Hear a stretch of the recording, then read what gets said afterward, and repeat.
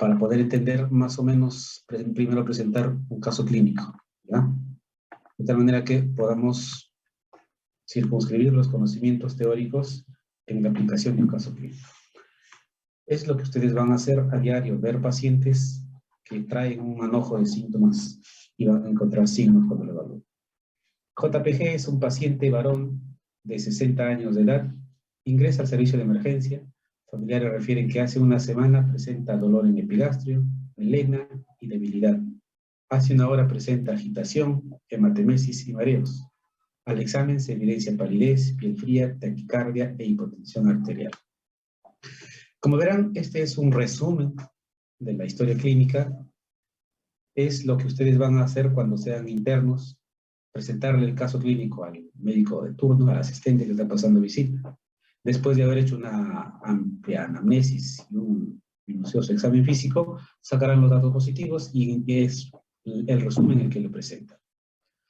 De aquí vamos a disgregar en datos básicos para poderlo entender qué es lo que ustedes ya han revisado en sus casos clínicos y qué es lo que ya hemos explicado en un tema inicial, una exposición inicial conmigo.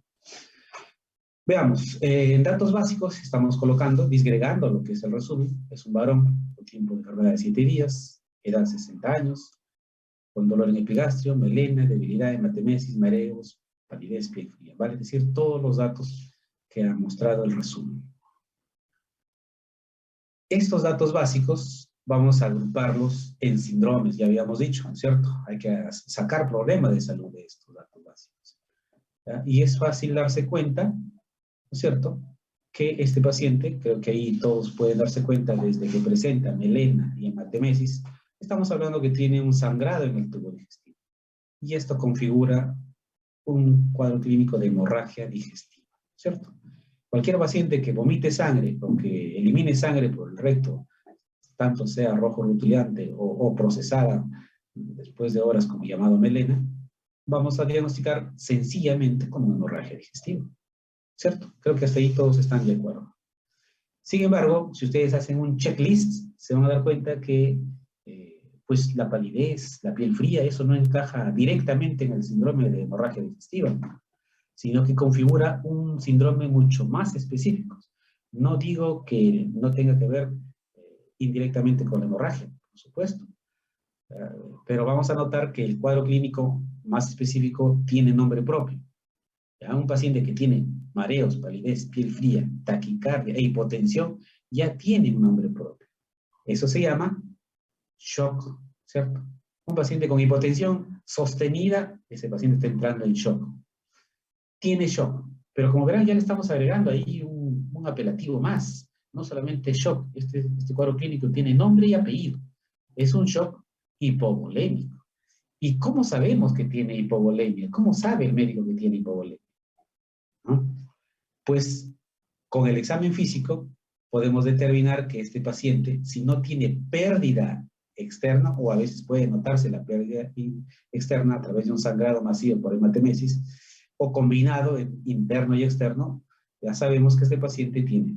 Aquí, el hecho de que esté vomitando sangre, que no sabemos, eso ya debe estar en el relato cronológico de cuánto ha perdido sangre, y probablemente ya venía perdiendo, porque desde que tiene melena ya venía perdiendo varios días.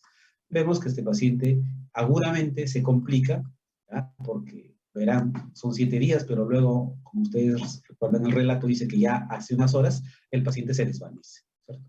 Hay datos suficientes para sustentar un shock hipovolémico. Y un tercer síndrome, dado que el paciente tenía dolor de larga data, ¿cierto?, de varios días, posiblemente más días, ¿ya? Es un síndrome doloroso abdominal, para que no quede en el aire ese dato de dolor en el epigastrio. Como verán, ahí ya tenemos los problemas de salud. Y estos problemas incluso hay que volverlos a organizar por prioridad, ¿cierto?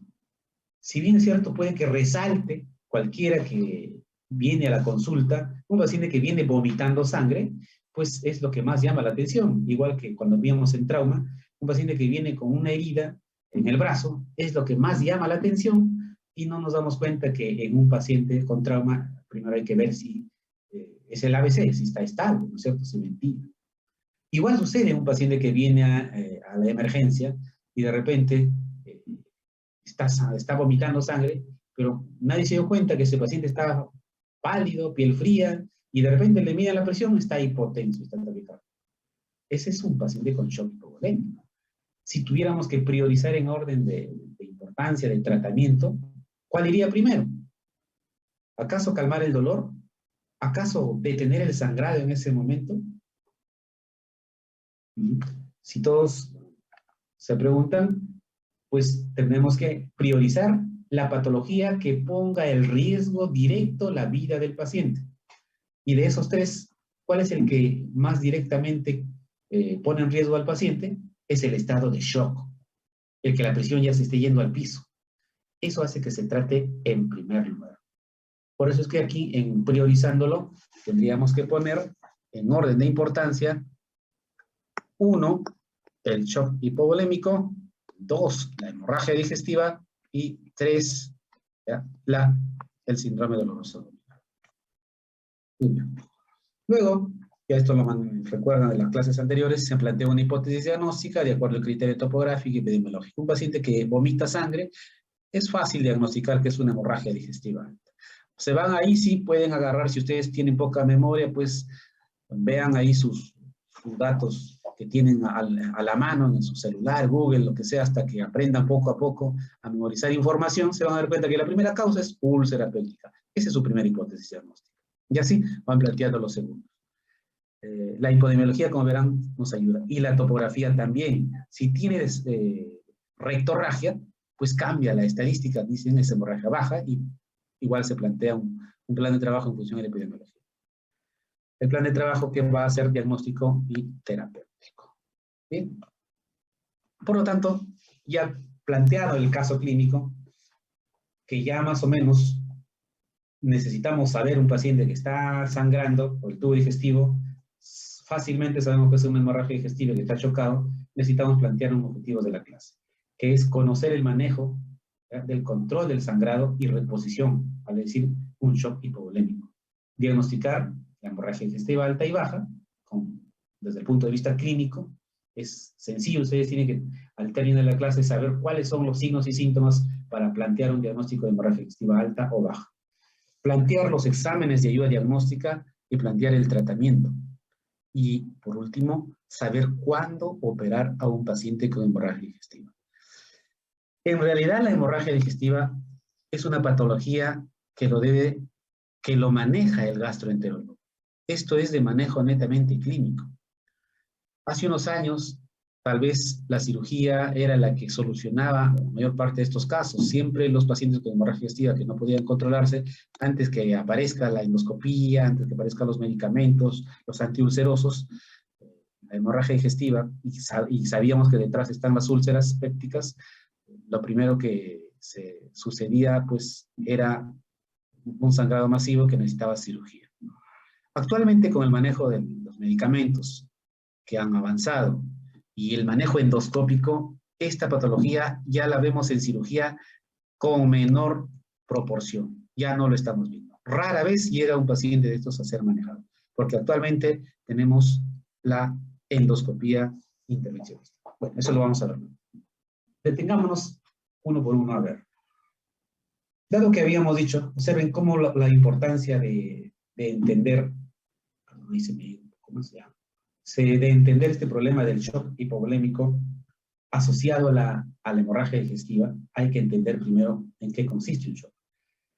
Shock se define como un cuadro clínico en la que existe una perfusión inadecuada para satisfacer las demandas metabólicas.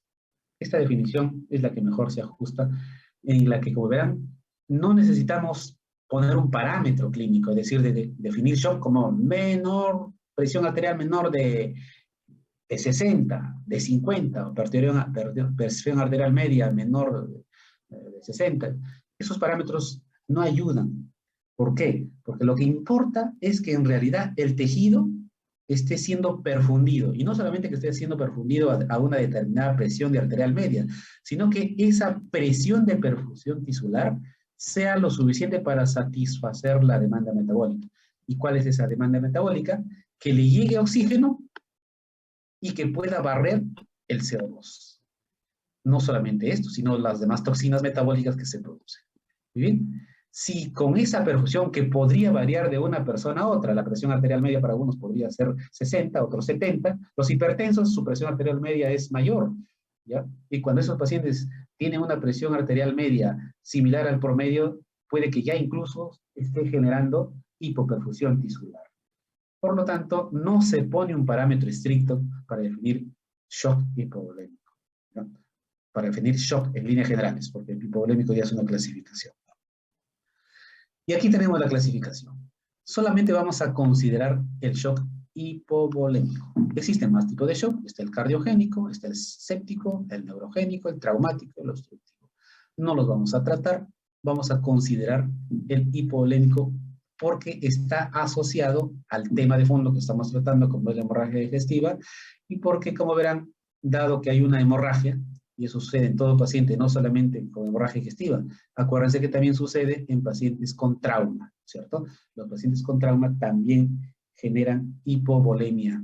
Hay sangrado externo o interno en una parte del cuerpo que deben estar asociados a shock hipovolémico. Veamos. Algo para entender la fisiopatogenia. Como verán, para entender la fisiopatología del shock, vamos a verlo que existe un daño celular, un efecto celular, o puede haber un daño directo, ¿ya? Para más o menos circunscribir las cosas, vemos que en lo que nos compete, observen cómo la hemorragia, cómo es que está generando la hemorragia shock hipovolémico. Cuando hay una hemorragia masiva, ¿qué es lo que va a suceder? Va a disminuir la presión de perfusión tisular, ¿cierto? Es como actúa. Pero existen otros causantes, ya vimos lo del trauma por acá, es un daño directo a nivel del tejido.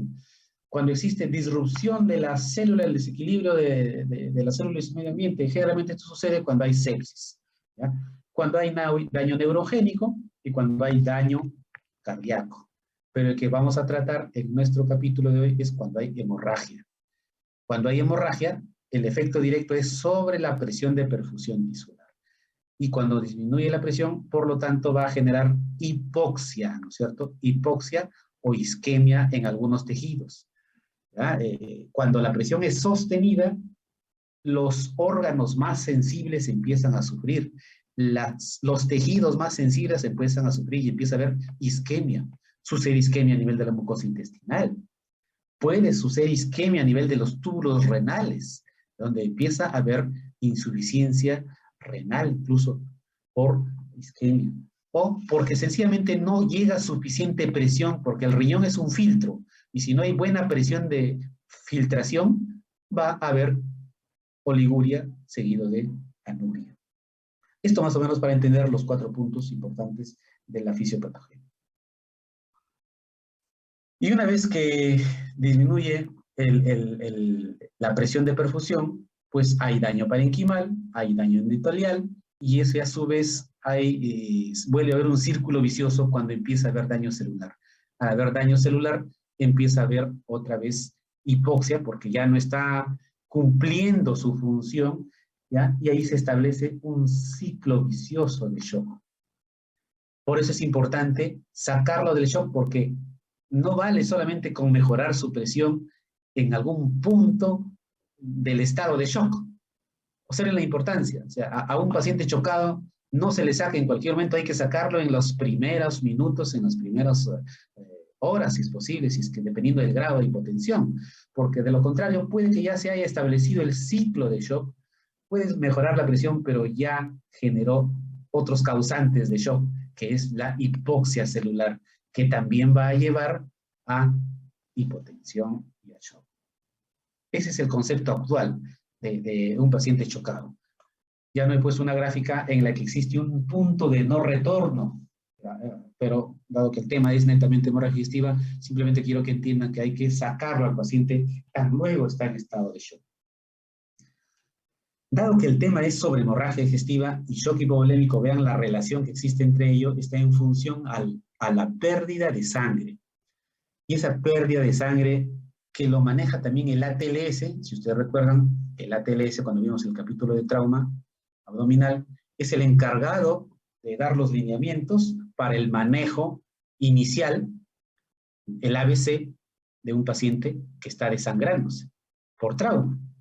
Un paciente que se está desangrando por otras patologías, como en este caso el tubo digestivo, entran en ese mismo esquema de manejo diagnóstico y terapéutico, también de estado de hipovolemia hemorrágica. Este cuadro nos ayuda a definir básicamente la clase de hipovolemia que tiene ese paciente. Clase 1, 2, 3 y 4, que se aplica igual para trauma.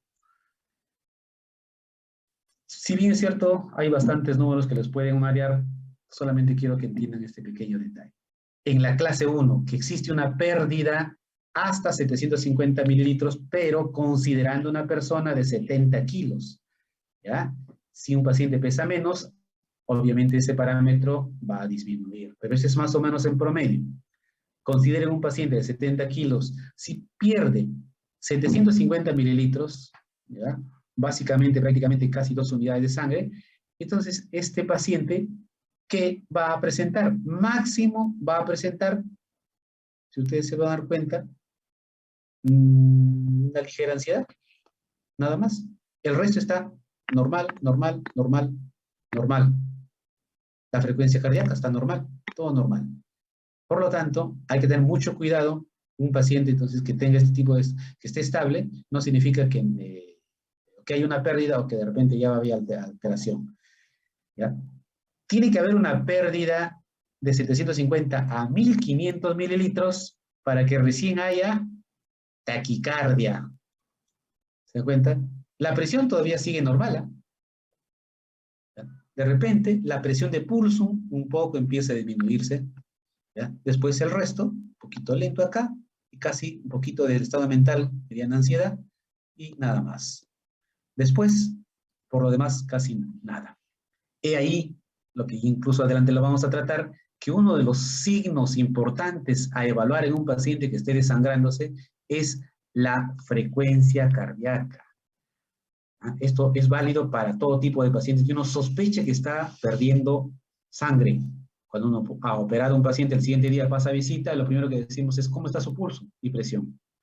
Un paciente taquicárdico, en el contexto de sospecha de hemorragia, hay que sospechar que ya está perdiendo entre 750 a 1500 mililitros. Ok.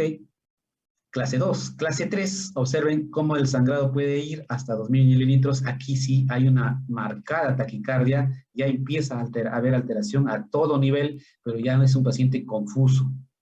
Aquí es donde ya se debe iniciar reposición con sangre. En los anteriores solamente es cristaloides. Acá ya hay que iniciarle sangre.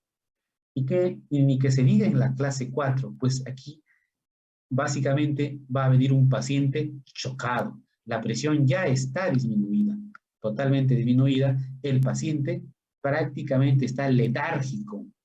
Aquí es donde está diaforético, pálido.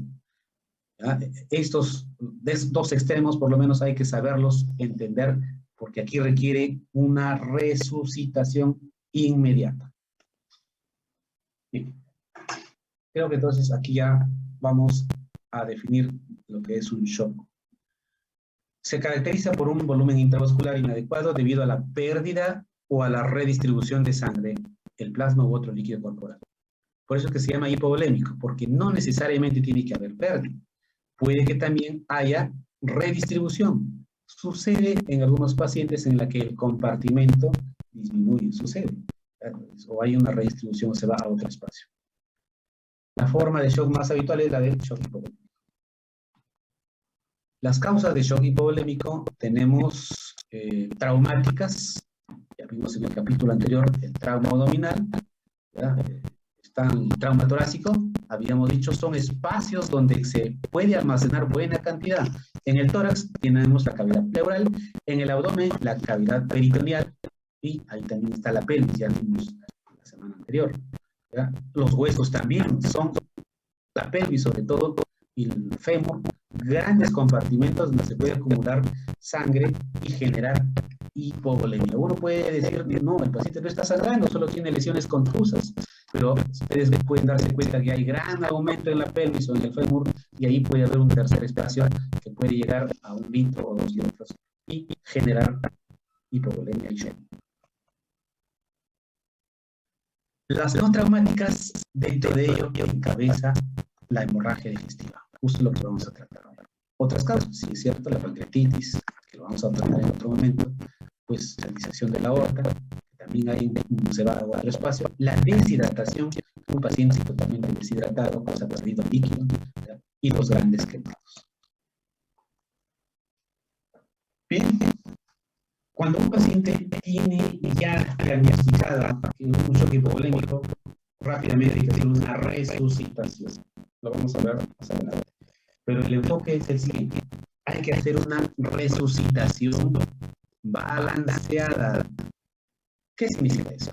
Que no podemos emocionarnos solamente dando cristaloides. Si bien es cierto, los cristaloides están calmando rápidamente, uno puede ponerle inmediatamente y puede ayudar a recuperar rápidamente la presión. Sube la presión. El punto es que el agua termina redistribuyéndose en todos los compartimentos. ¿Ya? Por eso que aquí hay que dar mínimamente, porque solamente dar agua, es decir, que cloruro de sodio es el cristaloide más común, no tiene sentido porque se redistribuye en todos los compartimentos que ustedes conocen, el intravascular y el extravascular, parte del intersticial. Y el paciente vamos a encontrarlo edema de pozo.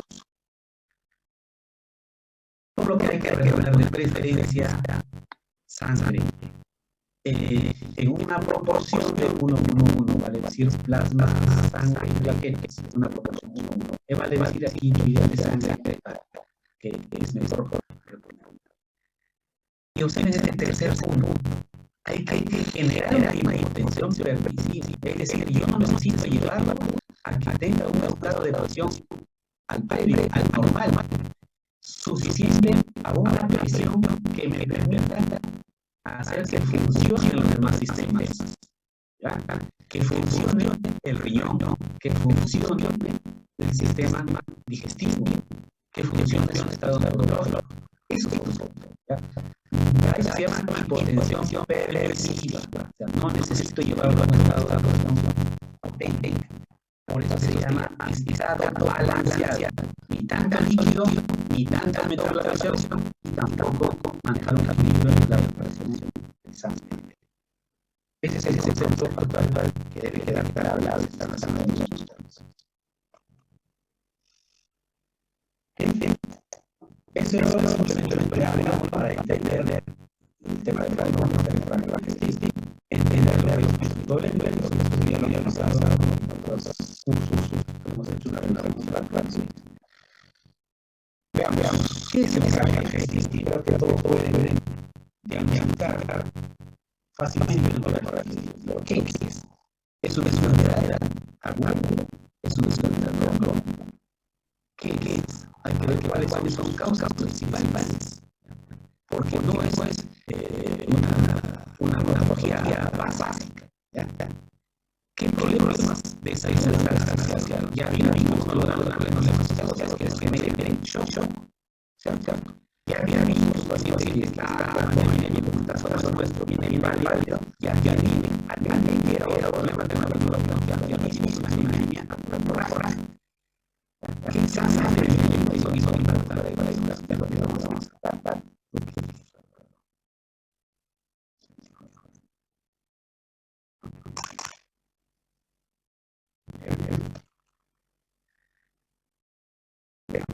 Entonces, veamos qué sabemos con la hemorragia, entender qué es eso de la salud. Lo que podemos entender es que es un síntoma clínico. Y cuando hablamos de síntoma clínico, por eso decimos no es una causa base. Detrás de él hay un montón de causas que generan la hemorragia digestiva. Puede ser la depresión aguda o crónica, como no tiene sangrando, ya venía sangrando, y obviamente se manifiesta por shock. que puede desencadenar otros síndromes, y como cuando la niña alguna no siente mucho polémico, o la opía, o otros factores para generar, y que genera otra vez el ciclo vicioso de sangrado más anemia, porque está perdiendo factores de coagulación. Por lo tanto, una hemorragia digestiva les va a traer otros síndromes clínicos asociados. Y por lo tanto hay que cortar ese ciclo, detectándolo precocemente y tratándolo precozmente. ¿Cómo definimos hemorragia digestiva? Creo que es un sangrado del tubo digestivo, que puede ser biliar, famoso, y originarse en cualquier parte del tubo digestivo, desde la boca hasta la en cualquier parte. Y eso incluye órganos accesorios, como el hígado, el páncreas y la vía biliar. Vale decir, que estén sangrando hacia la vía biliar, que estén sangrando o el hueso, y por lo tanto van a terminar llegando al duodeno, al digestivo. Ello también define como hemorragia digestiva. Algo de epidemiología.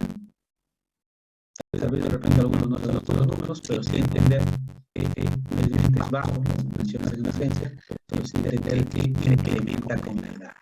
Cuanto más edad tiene nuestro paciente, más sospecha de que hay hemorragia digestiva.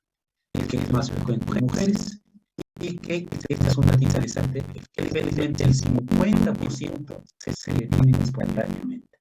Pero hay que estar atentos a ese otro 50%, que puede incluso ser necesario de cirugía o puede incluso llegar a la muerte. La mayoría va a recibir transfusión sanguínea, como verán, de 2 a 10% requiere cirugía. ¿Ya? La hospitalización va de 4 a 7 días, hay una mortalidad, y es lo que hay que tratar de que no se incremente en nuestro hospital, que va de 2 a 15%. Y cuando hay sangrado intrahospitalario, este puede aumentar incluso en 20-30%. Bien, si tenemos ya un paciente que fácilmente lo hemos diagnosticado con hemorragia digestiva, hay que entender bien claro este enfoque general de la hemorragia digestiva. Primero hay que hacer una valoración inicial. Al mismo tiempo, una resucitación. Esto es parecido a lo que habíamos hablado sobre el trauma. Primero, la resucitación y revisión primaria, usted recuerda, el ABC. Luego, un detallado examen para ver y detectar la causa básica que esté detrás, ¿ya? Y tratar de ver los problemas de fondo que tenga el paciente. Tercer punto, necesitamos saber dónde está sangrando, localizar el sangrado. Y finalmente, que ya sabemos dónde sangra, hay que hacer el tratamiento inicial ahora. Veamos uno por uno. La valoración inicial y la resucitación. Como verán, esto comparte los parámetros que la ATLS muestra para trauma. Hay que manejar bien la vía aérea, sangrado, si está sangrando, y la circulación. Valorar la magnitud de sangrado, iniciar el monitoreo apropiado y hacer una evaluación de laboratorio. Hay que hacer una reanimación y estabilización, ¿ya? Hay que hacer, de preferencia, una buena evaluación y establecimiento de que esté la vía aérea permeable, verificar que respire, verificar que haya una buena circulación. Sobre todo esto se aplica en pacientes que vienen traídos en camilla, de repente lo trajeron, o el paciente se desvaneció, y tenemos que hacer rápidamente esta evaluación de ABC, para ver si es un paciente que en realidad amerita una resucitación. Si vemos que la presión que ventila y que tiene la vía aérea, hay que centrarnos ahora en la circulación. Para eso hay que tener vías permeables, conseguir una doble vía periférica, ¿eh? Hay que colocar un catéter central, porque la mejor forma de valorar la reposición hídrica es midiendo la presión venosa central. Claro está que si es un paciente que viene caminando, conversa, habla, el A y el B están sobreentendidos, ¿cierto? Porque tiene la vía aérea permeable. Un paciente que habla tiene la vía aérea permeable, ¿no? Por lo tanto, ahí hay que darle un enfoque a esos pacientes, sobre todo, que están trayéndoseles en camilla. Ok. En la reposición de la volemia, aquí hay que tener mucho cuidado. ¿Ya? Ya habíamos dicho el balance que debe haber. ¿Ya? Es un paciente que debe hacérsele una resucitación balanceada. Ya, esto lo hablamos, que hay que darle cristaloides, coloides, ¿ya? Hay que darle sangre o hemoderivados, ¿no? En la hipovolemia, sobre todo hay que considerar cuándo tenemos que reponer pacientes, ¿ya? Si es que hay una hematocrito menor de 25, ese paciente sí o sí tiene que reponerse. Si es un paciente que está entre 25 y 30, puede observarse, pero si no, si es mayor de 30, ese paciente no requiere transfusión sanguínea. Por lo menos estos son los parámetros que deben quedar claros. Siguiendo la reanimación y la resucitación, hay que más o menos calcular de cuánto debe haber perdido el paciente. Viendo el cuadro inicial que mostramos sobre si es clase 1, clase 2 o clase 3, es fácil darse cuenta o por lo menos intentar hacer una cuantificación siguiendo la anamnesis. El paciente debe darnos una pista de cuánto ha perdido, que lo pueda cuantificar, una taza, 2 tazas, ¿ya? Tanto en volumen o en rectorragia, que nos ayude para calcular si estamos en medio litro, 1 litro o más, y correlacionar con los parámetros clínicos. Dentro de ello, la frecuencia cardíaca, la presión arterial, la presión venosa central. Estos son parámetros importantes que nos van a ayudar a reponer el volumen. También otros signos vitales, como la perfusión periférica, ver el color de la piel, ver que no esté pálido o cianótico. En algunos casos el test de TIL ayuda cuando la presión arterial sistólica disminuye 20 milímetros o la frecuencia cardíaca puede que aumente 10 por minuto, más de 10 por minuto al hacer esa maniobra. Test de TIL o cambio ortostático. Un paciente que al cambiarlo de pie de cúbito hace estos cambios de presión y de frecuencia cardíaca.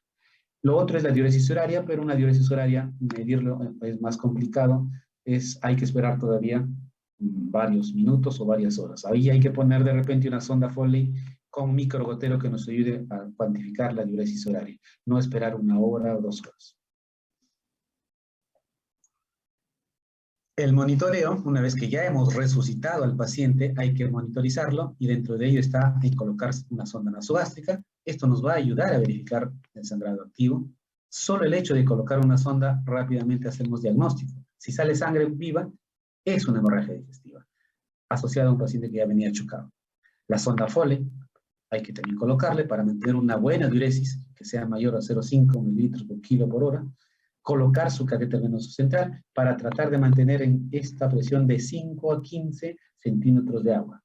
Cuando uno coloca un catéter central, ya no tenemos miedo si le estamos dando poco o mucho, porque ya podemos medir la presión venosa y debe estar en ese rango. De esa manera no estamos sobrehidratando al paciente. Bien, esto más o menos con el objetivo de tener buenos parámetros de presión arterial, venosa central y una buena diuresis.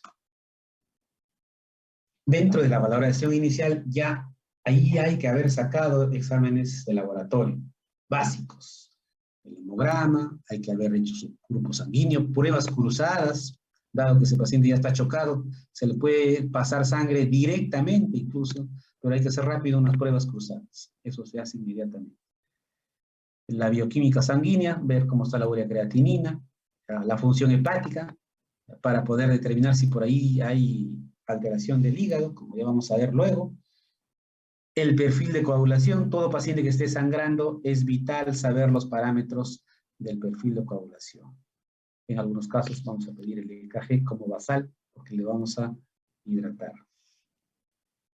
Bien, el uso del hematocrito no es un buen indicador para cuantificar pérdida sanguínea. Vale decir que un paciente que esté sangrando y que el hematocrito esté aparentemente normal no significa que no tenga anemia severa. Tiene que pasar 24 o 72 horas hasta que haya una hemodilución de lo que hemos perfundido. Por eso, al inicio, no es un buen indicador referencial. Vamos al segundo punto. Ya vimos que en el algoritmo, en el enfoque inicial, era la resucitación, que ya lo terminamos. Pasamos al segundo punto, que es la historia y el examen. Observen que para ello ya debemos tener un paciente estable. Si es que no está estable, sigue hipotenso, sigue chocado, tenemos que seguir resucitándolo o puede ser incluso indicación de cirugía. Vamos al siguiente punto de examen y de valoración ampliada del examen físico cuando ya tenemos un paciente estable. Como verán, es lo mismo que hablábamos para trauma. El enfoque es igual. No podemos pasar al siguiente nivel si no tenemos un paciente estable. Aquí identificamos factores de riesgo. De repente el paciente tiene antecedentes de anticoagulación, es cirrótico, hipertenso. Hay que ver si tiene cirugías previas. De repente ya ha sido operado anteriormente o ha sido tratado por otras enfermedades similares. ¿Y qué medicación usa? Como ya vimos, de repente usa warfarina u otros medicamentos que alteren la coagulación. Aquí mismo vamos a identificar factores de riesgo para morbilidad y mortalidad por hemorragia digestiva. Dentro de ellos está la edad mayor de 60, es un mayor riesgo. Hay que ver qué otras enfermedades asociadas tenga, sea hepáticas, respiratorias o cardíacas. Hay que más o menos calcular la magnitud de la hemorragia y eso va a ser más o menos según la presión o el requerimiento de sangre. Verificar son pacientes que puede que ya vengan de nuevo porque ya han estado sangrando, ¿ya? Hay que ver si es que está internado y ya ha presentado un sangrado anteriormente durante la hospitalización y sobre todo ver la necesidad de cirugía si lo amerita. Parte de la evaluación es evaluar en qué tiempo fue el inicio del sangrado, valorar la frecuencia, el volumen, lo que ya mencionamos, a estimar la pérdida sanguínea, los antecedentes de que haya sangrado. A lo mejor está usando AINES, lo que ya mencionamos, de repente usa corticoides o de repente usa antiinflamatorios no esteroideos para la artritis, o de repente ya tiene diagnóstico de cirrosis o ulcera péptica. Son datos básicos que ya debemos tener en cuenta. Cuando evaluamos a un paciente y ya nos trae todas sus molestias, vamos a ver que toda hemorragia digestiva tiene estas formas de presentación clínica. Hematemesis es la forma más frecuente de presentación. Está entre el 40 y 55%. En pozo de café. Luego está la melena, perdón, era la melena el más frecuente, pero luego seguido de la hematemesis. La hematoquesia, la rectorragia y la pérdida oculta. Si ustedes se dan cuenta, los de arriba son síntomas, ¿no es cierto? En la melena, que puede ser un signo y un síntoma. Así te lo puede referir y uno lo puede evidenciar en el tacto rectal, que es melena. O podemos incluso confirmarlo con unas pruebas de laboratorio. La hematoquesia o enterorragia y la rectorragia, que son datos clínicos del paciente, pero que esta valoración le va a dar el médico, ¿ya? Que si es hematoquesia o rectorragia, según lo que explique el paciente de cómo es lo que está eliminando por el recto. Si es sangre pura, eso es rectorragia. Ese es con sangre, hematoquesia. Y pérdida oculta, ¿qué hace aquí pérdida oculta? ¿Será signo o será síntoma? ¿Qué dicen ustedes? Alguien podría decir pérdida oculta, sangrado oculto en heces. Aquí lo he puesto como forma de presentación. Y lo es en algunos pacientes que tienen anemia crónica, sobre todo pacientes con ciertas patologías crónicas o neoplasias, y uno quiere descartar si este paciente tiene una pérdida oculta, entonces vamos a tener que hacer un examen de laboratorio. Pérdida oculta, por lo tanto, es un diagnóstico laboratorial. No es ni signo ni síntoma. Es un diagnóstico laboratorial. Cuando le pidamos tébano en heces.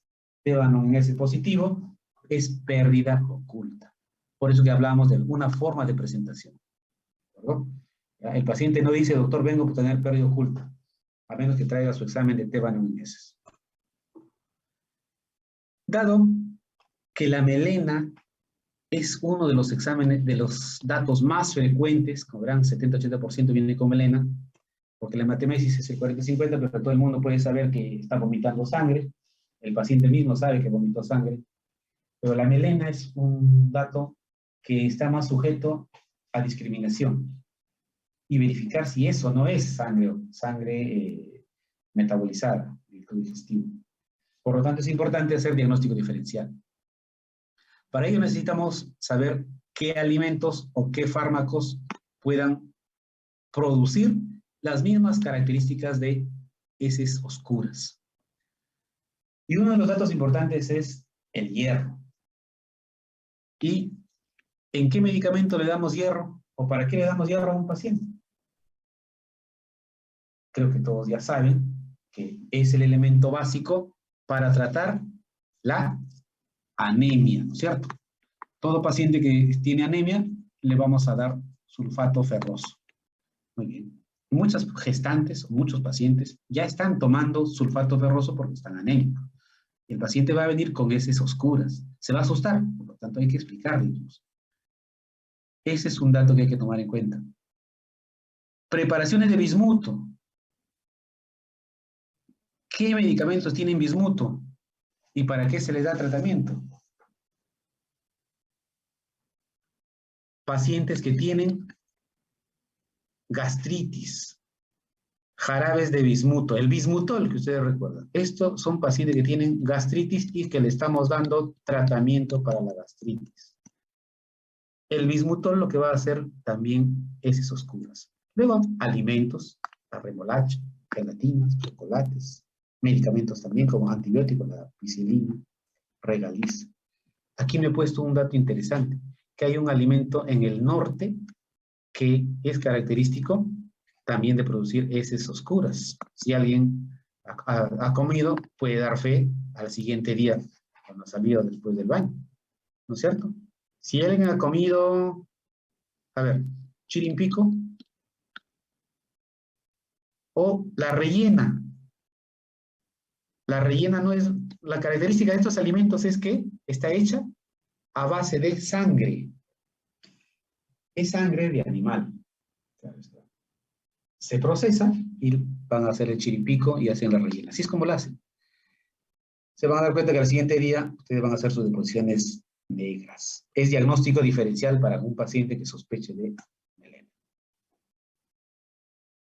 Ok, si vamos a examinar un paciente, después de la anamnesis viene ya el examen físico, necesitamos ver qué estigmas hayan en la que este paciente tenga algún dato que nos indique que tenga sangrado. Verificar el sangrado orofaríngeo. De repente es un sangrado nasal. Hemos tenido pacientes que el sangrado es a nivel de, no es más que una epistaxis posterior. El paciente siempre ha estado sangrando y tragando, sangrando y tragando. Resulta que viene vomitando todo lo que ha tragado, ¿ya? Y esto es un sangrado orofaríngeo. Hay que verificar estigmas hepáticos, que sea un paciente que tenga ictericia, ascitis, edema palmar, va a decir todo lo que es datos de una cirrosis. Y un paciente cirrótico es un paciente que va a tener alta sospecha de sangrado por varices esofágicas. Telangiectasis, un paciente que tiene telangiectasis a nivel oral, puede que también tenga a nivel intestinal. En el abdomen verificamos signos de esplenomegalia, adenopatías, hepatomegalia, verificar si hay dolor y hacer su tacto rectal igual. Confirmar si es que lo que dice que es melena, el tacto rectal no va a engañar. También ustedes pueden confirmar en el dedo de guante si es que es o bien melena o bien sangre oscura. Puede que el paciente les diga, doctor, he hecho negro, mi deposición ha sido negra. Lo confirmamos con tacto rectal también. Y dice que acaba de defecar sangre pura, con el tacto rectal también vamos a encontrar. Se confirma, ¿cierto? Ok, vamos al tercer punto. El tercer punto ya decíamos que es localizar el sangrado.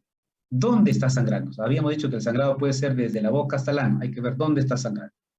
Para ello, hay que hacer un aspirado de sonda nasogástrica, o basta con colocar la sonda nasogástrica, nos va a ayudar a localizar si sale sangre, está en el estómago o en el duodeno.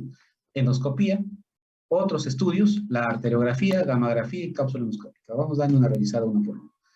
El solo hecho de colocar una sonda nasogástrica nos va a ayudar muchísimo, porque el solo hecho de aspirar sangre pura indica que el sangrado está a ese nivel.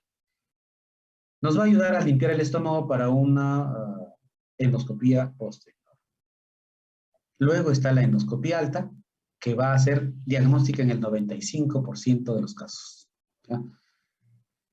Es diagnóstica y terapéutica. Reduce significativamente la mortalidad. Y también es pronóstica.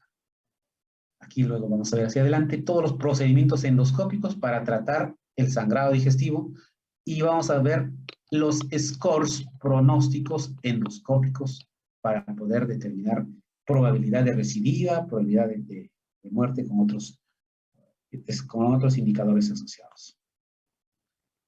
Muy bien, evaluamos por vía alta con la endoscopía alta, ¿cierto? Ahora nos falta evaluar la parte baja, colonoscopía. Por allí podemos evaluar, ¿ya?, hasta la válvula ileocecal. Por arriba podríamos evaluar, vamos a evaluar el duodeno y vamos a evaluar incluso hasta el ilion proctal y ayuno proximal podría evaluarse. Pero básicamente se evalúa hasta el duodeno. Por colonoscopía baja, evaluamos hasta la válvula ileocecal y podría irse un poquito hacia el ilion distal, ¿ya?, con un buen dispositivo. Pero hasta ahí nomás. Sin embargo, va a quedar un gran trecho desde el ángulo de Trace o más hasta la válvula ileocecal, intestino, sin evaluar. ¿Qué hacer en ese lapso? Para ello aparece la cápsula endoscópica. Como verán, cápsulas con una cámara en su interior. Cápsulas de varios tipos, de un solo lado o de dos lados, que tiene cámara en ambos lados. Y a su vez estas cápsulas pueden tener un índice de cuántas fotos por segundo puede ir tomando. Son pequeñas, como verán, puede llegar a medir unos 20 milímetros. Y el paciente los puede ingerir. Y empiezan a funcionar desde que ingresan por el esófago. Y desde que van al esófago, van evaluando secuencialmente las paredes, tomando fotos cada segundo. Y de esa manera se va a recopilar la información. Aquí tiene un transmisor de paso. Esto tiene un transmisor de radiofrecuencia en la que va a transmitir la información a un dispositivo que está pegado en la barriga o en cualquier parte del paciente. Va a transmitir la información y va a captar todas las fotos que está tomando el dispositivo. Porque esta cápsula de paso es descartable. Una vez que se elimina, pues no es que se recupera. La información está pasando vía radiofrecuencia a un dispositivo que está pegado al paciente. De esa manera evaluamos todo el resto de intestino. Luego está la angiografía. La angiografía que tiene indicación sobre todo cuando la endoscopía no funciona o no llega hasta ese lugar, ¿cierto? Cuando hay sospecha de lesión vascular, ¿ya?, y esta a su vez puede ser diagnóstica y terapéutica. Un dato referencial que puede capturar sangrados mínimo o tiene que ser superior a 0.5 mililitros por minuto. Ustedes recuerdan que un mililitro es a 20 gotas, ¿no es cierto? Significa que esto debe haber un sangrado de 10 gotas más o menos por minuto en ese vaso para detectarlo. Es diagnóstica y terapéutica, como dijimos, la angiografía, ¿ya? Y es terapéutica porque por el mismo catéter que estamos usando, que se le aplica sustancias para pintar la vena o la arteria, lo que se esté sospechando el sangrado, generalmente es arteria, por ahí mismo se pueden aplicar sustancias vasoconstrictoras, básicamente vasopresina, y se puede hacer embolización selectiva, y de esa manera se puede detener el sangrado. Como verán, esta es una arteriografía. Observen cómo el catéter, que es esta flechita, va subiendo por la aorta, entra, acá está, esto es la aorta, y luego se desvía hacia la mesentérica. En este caso, acá está el tronco celíaco, por acá está la mesentérica. Y aquí es donde en algún momento va a pintar. Aquí pinta el contraste y más o menos se va a tener que ver la pérdida de sustancia al exterior. Y ahí mismo puede ser diagnóstico independiente. Otro examen de diagnóstica es el radioisótopo, o básicamente la gammagrafía. Aquí lo que se hace es marcar hematíes y transfundirle al paciente. Sus mismos hematíes. Se les saca, se les marca con radioisótopo y como la sangre, ustedes se dan cuenta, en un minuto da la vuelta entera al cuerpo, mientras cada vez que pasa va a ir depositándose sangre en ese lado donde está el trasvase, donde está la lesión. Tiene una sensibilidad 10 veces mayor que la angiografía porque detecta sangrados mucho más pequeñitos, de 0.2 a 0.4 mililitros, más sensible que la angiografía. ¿Y cómo se ve? Se ve de esta manera. Ustedes dirán, pero este es grosero, sí. Es grosero, pero detecta sangrados a ese nivel. El punto es que si no les dice el lugar. ¿Por qué? Porque solamente detecta en qué parte del cuerpo está sangrado y groseramente podríamos determinar que es yeyuno proximal, yeyuno distal y nada más. No les da la localización exacta, pero sí les dice el volumen mínimo que puede estar perdiendo. Otro examen es la laparotomía misma con enteroscopía. Dispositivos en la que, sobre todo para evaluar el intestino delgado, porque ya habíamos dicho que es la zona más difícil de evaluar. Aquí sí hay que hacer cada 1,5 metros, 2 metros, incisiones para poder tratar de colocar el enteroscopio, la fibra óptica y explorar hacia arriba y hacia abajo para poder detectar. Y una vez que uno lo ha detectado, se pinta con tinta china para poder sacar todo ese segmento donde está la lesión. Generalmente son telangiectasias o malformaciones arteriovenosas que sangran hacia la luz. Ok. Dicho eso, ya viendo los exámenes de diagnóstica, vamos a pasar rápidamente al manejo. Y el manejo de todo sangrado es, pues, detenerlo. Si sobre todo está activo, hay que detenerlo. Luego hay que determinar la causa de fondo, qué enfermedad es la que está causando, para poderla tratar, y hay que prevenir que vuelva a recurrir. Un fluxograma rápido de estos pacientes es que un paciente que sospechemos de hemorragia digestiva alta, primero hay que ver si está estable o inestable. Y cuando hablamos de inestable, ese paciente puede estar chocado, ¿cierto? Y aquí tiene que pasar directo a resucitación, monitorización, reposición, y todo ello hay que ponerle sangre incluso. Y constantemente estar reevaluando para poder determinar que puede regresar a estar inestable. Si ya está estable, hay que verificar si este es de tipo varicial o no varicial. Si es que se puede hospitalizar y hacer evaluaciones, donde tiene que hacerse valoraciones con escalas pronósticas, como verán, que es la de Blatchford o la de Rockall, para determinar si estáis riesgos de morbimortalidad. Si el paciente sigue inestable, ese paciente es un candidato a operarse radiológico. Primero, procedimiento intervencionista o quirúrgico, dependiendo de lo que se tenga a la mano y de la experticia. Actualmente, el procedimiento, un paciente inestable difícilmente puede tolerar un procedimiento endoscópico, a menos que pueda monitorizarse bien. Normalmente, cuando hablamos de intervencionista, es cuando se puede hacer radiología con embolización, cauterización, pero muchas veces termina en cirugía cuando es un paciente que no se puede recuperar del estado de shock. La clasificación de la hemorragia digestiva. Hasta aquí hemos visto que hemorragia digestiva es sangrado desde la boca hasta el ano, pero como verán hay que clasificar. Dos formas grandes de clasificar, hemorragia aguda o crónica. La que más peligro tiene es una hemorragia aguda. La crónica generalmente va a estar asociado a anemia crónica. Según la gravedad, si esta es leve, moderado o severa, que es prácticamente según la cantidad y según la clase de sangrado, según el ATLS que hemos visto, dependiendo de la cantidad aproximada, que va a estar relacionada con el cuadro clínico. Es otra forma. Y se pueden combinar las clasificaciones. Es una hemorragia aguda leve, moderada o severa, ¿cierto? Son combinables estas dos clasificaciones. La otra clasificación es la anatómica. Si esta es alta o baja. Punto de referencia, el ángulo de Trace. El ángulo de Trace hacia arriba es una hemorragia digestiva alta y de ahí para abajo es baja. Vamos a detenerlos en la hemorragia digestiva alta, todo sangrado hacia arriba del ángulo de Trace. El que ocurre en el 80% de los casos. Es el más frecuente. Su incidencia es 100 sobre 100.000. Es 20 a 30 veces más frecuente a partir de la tercera a novena década de la vida. Lo que habíamos dicho al inicio, cuanto más edad tiene, más frecuencia hay.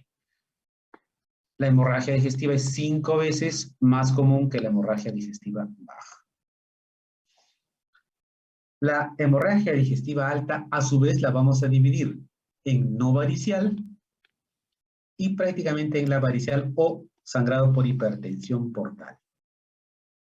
En la no varicial, aquí está la úlcera péptica, siempre encabezando Mallory Weiss, gastritis, duodenitis, malformación arteriovenosa, menos frecuentes, neoplasias. ¿Ya? Como dijimos, felizmente es el 80%. En la no varicial, que es el 20%, aquí lo que encabeza directamente son las varices gastroesofágicas. Y estas varices gastroesofágicas están relacionadas directamente a un paciente con cirrosis. ¿Ya? Otras causas de hipertensión portal, gastropatías hipertensas, que no necesariamente son cirróticas, sí, pero es el 5%. Y otras raras, aisladas, distensiones varicosas, también son causantes por hipertensión portal. Aquí este cuadro nos resume, en general, la hemorragia digestiva alta, tanto para la varicial y no varicial. La úlcera péptica encabeza en el 55% de los casos, seguido de las varices esofágicas en el 14% de los casos. Le siguen malformación arteriovenosa, Mallory Weiss, tumores, la Dielafont y otros más. Esta es una estadística nacional. La mostraba porque el primero se relaciona con lo que dice la literatura. Más frecuente la hemorragia digestiva por úlcera péptica. Aquí está la úlcera duodenal y la úlcera gástrica que está por acá en tercer lugar. Si ustedes suman, ahí está más o menos más del 45%. Pero aparece en segundo lugar, 18 lugar aquí, esto que dice LAMG, o sea, lesión aguda de la mucosa gastrodenal, solo lo reporta nuestro país, que es el segundo, ¿debido a qué? Porque en el Perú mucho se usa la automedicación con analgésicos y antiinflamatorios. No lo he entendido bien. Esto hace que genere lesiones agudas de la mucosa gástrica, ¿ya?